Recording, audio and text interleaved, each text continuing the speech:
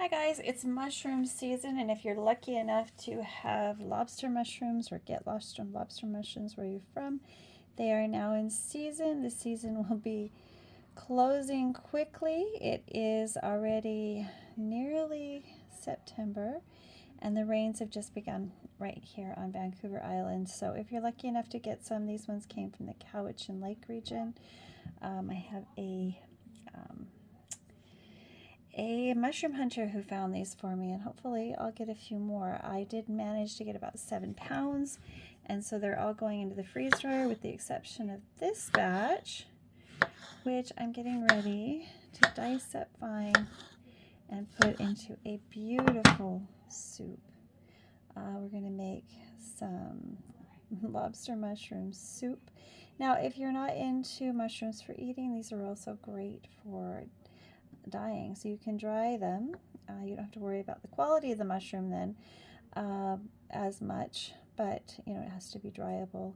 This fungus that grows on the fungus, or this, I'm not sure what it is exactly, but it's a parasite that grows on the lobster mushroom that creates this beautiful orange color, and it's used widely for dyeing.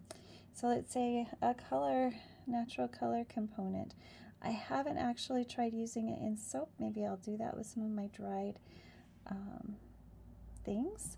We will definitely be making an extract. In fact, I think maybe I'll take this a little bit here and show you how to make a mushroom extract. So we're going to take about 25 grams of mushroom matter. Now, because it's fresh, it's going to be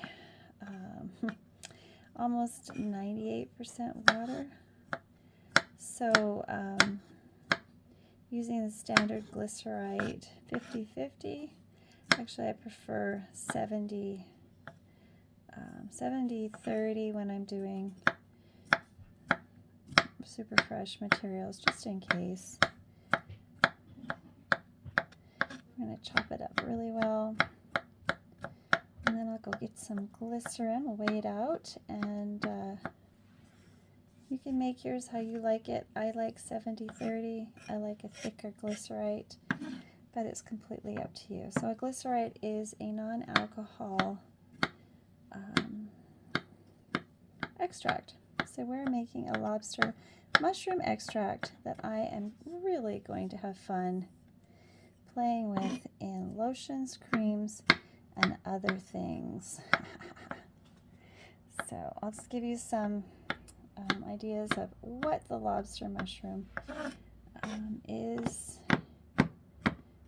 used for, and what some other mushrooms, the qualities that these mushrooms can bring for skincare. Okay, so lobster mushrooms have not actually been tested for efficacy in skincare, but I've done a lot of research on snow mushrooms and others, and the unique color that is a result of this hostile takeover of one fungus over another is pretty cool. I mean, because this mushroom naturally is just white, and then this red stuff takes over. So it is from the Hypomyces lactiflorum class, and it is family, whatever, a edible mushroom.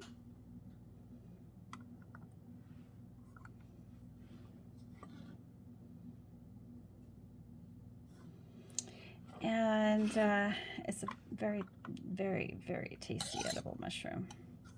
Has a slightly reminiscent of lobster flavor to it, so it does have kind of a little bit of a seafood scent, where some mushrooms can be almost woody in their scent and texture. The lobster mushroom has that kind of a seafood kind of smell. not unlike the crab rosulia, which I also really like. So I'm gonna get enough in here. It's gonna take quite a bit of natural plant matter just to get that 30%. We're nearly there. Now I've made in the past, and you can find recipes here on my channel, extracts using alcohol and the snow mushroom, which does have tons of research, especially in Asia, on its health benefits on the skin. So its beauty potential unleashed. And we're nearly there. We need 0.3. Ah, there we go. Now we've got our 30. We'll bring it up to 100. This is a vegetable glycerin, USP grade.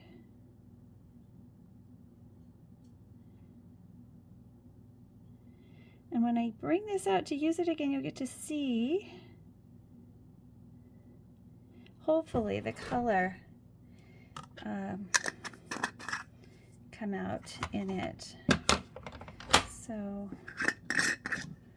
those last little bits. Give this a little stir.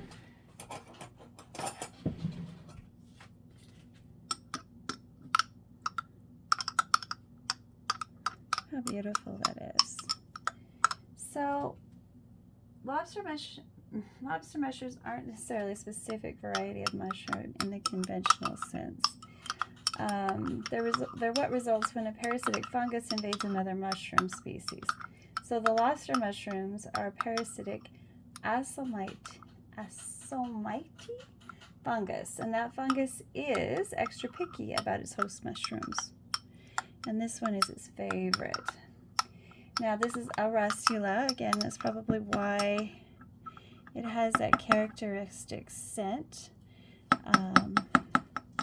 Many in the rustula family are, but it's not as brittle as a lot of them. Like a lot of rustulas, when I bring them home, the edible varieties tend to be quite brittle. They are, you saw how easily it does break. There is a brittleness to this mushroom. Unlike the chanterelles, which are like cheese, string cheese. The Lactarius mushrooms are the ones that get this makeover, and it changes the appearance of the mushroom, the shape, and the taste. And then instead of the host mushrooms producing their spores, the fungus essentially reprograms the mushrooms to start making its spores instead. And they actually have a different shape, which is kind of cool. So, so the kingdom is fungi, of course. The division is Asomycota. The class is Sodomycetes. The order is Hypocrealis. The family is Hypocrealis. The genera is Hypomycetes. And then again, the species is the Lactiforum. So even though the specific fungus almost always sticks with the two species mentioned, they will on occasion colonize poisonous mushrooms. So you need to know your proper identification of, you can't just go by color. So they look kind of like crab claws, don't you think? Isn't that cool?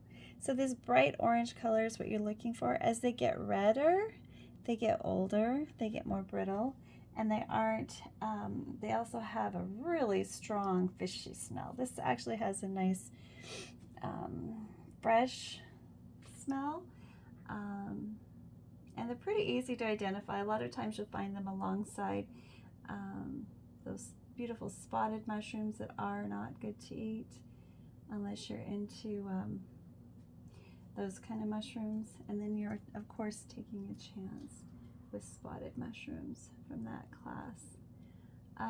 You'll find them around Douglas fir, lodgepole pines, and ponderosa pines, as well as hemlock trees. Now, knowing your trees is really important in identifying where to find your mushroom. So Yeah, so it's really, really, really cool. So traditional medicine hasn't got any, there aren't any documented traditional medicines, but it's used to support the body in different ways. And yeah, like other mushrooms, it has some impressive health benefits. So there's lots of vitamin and minerals. It's an excellent source of potassium, magnesium, calcium, selenium, essential amino acids, which is why I'm interested in using them in skincare, because amino acids are really good. Of course, vitamin C, again, also good for the skin. All the vitamin B's, D's, and E's. And of course, the bioactive compounds specific to mushrooms in general. I'm hoping to create a glycerite that also helps to support the immune system of the skin. It is our first defense against all things bacterial. And so we need to do really good things for our skin. So creating skincare that supports that is really important. And the vitamin D in it, of course, naturally boosts the immune system while reducing inflammation and, you know, possibly even topically. So again, a really good, a lot of potential in the mighty mushroom.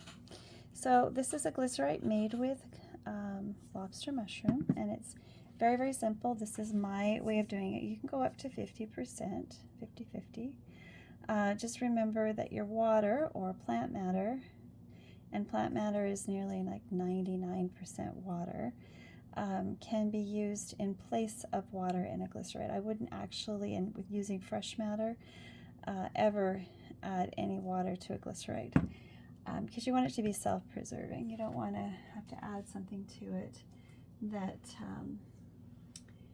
that's no good for the skin.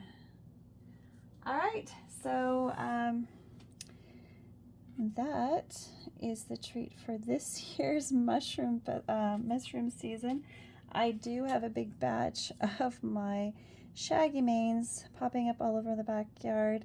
The wildfire warnings are over, and mushrooms are popping everywhere. Every time we have a rain, we're in the mushroom central wild treats section. You can already see that starting to take on that orange hue. How cool is that? So a very special treat I have here for you, and we're going to, in the probably closer to Christmas time, we'll start creating with it, if all goes well in its extraction process. Not only is glycerin a beautiful humectant, but it'll pull some of the different nutrients from it that, say, hot processing or oil processing doesn't. It's water soluble, and this will get thinner as it extracts from the mushroom. But yeah, pretty cool. Hope you enjoyed this. Give us a thumbs up and join us when we create with lobster mushrooms. Ooh, pretty cool.